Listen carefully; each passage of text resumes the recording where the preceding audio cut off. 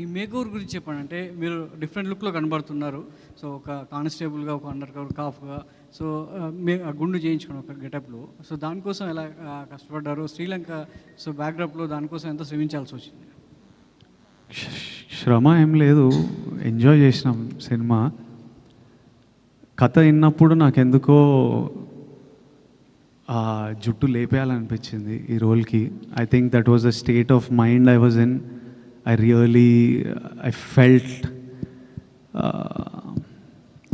Felt it strongly. So గౌతమ్ని అడిగా, Gautam I you sure అన్నాడు. కొన్ని ఫోటోలు పంపించిన, okay Vijay if you're sure చేద్దాము, ఐ ఆల్సో లైక్ ఇట్ అన్నాడు. ఒకరోజు first this a different look, ఒక పోలీస్ ఆఫీసర్ లుక్ ఉంటుంది, అదంతా ఫినిష్ చేసి తర్వాత చిన్న టైం వాడి ట్రైనింగ్, ఈ పీరియడ్, ఒక బియర్డ్ గ్రోత్ ఉంటుంది. ఆ తర్వాత అండర్ కవర్ వెళ్ళినప్పుడు ఈ లుక్.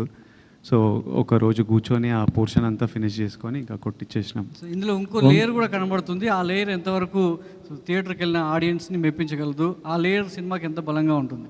ప్రతి లేయర్ ఈ సినిమాలో చాలా ఇంపార్టెంట్. మీరు చూడని ఎన్నో లేయర్లు మీరు థియేటర్లో దిగిన 2 నిమిషాలకు ఓపెన్ అవుతుంది. అండ్ మీరు ఇమ్మీడియట్లీ కింగ్డమ్ అనే వరల్డ్లోకి వెళ్ళిపోతారు. And I have strong faith you will enjoy this experience of Kingdom.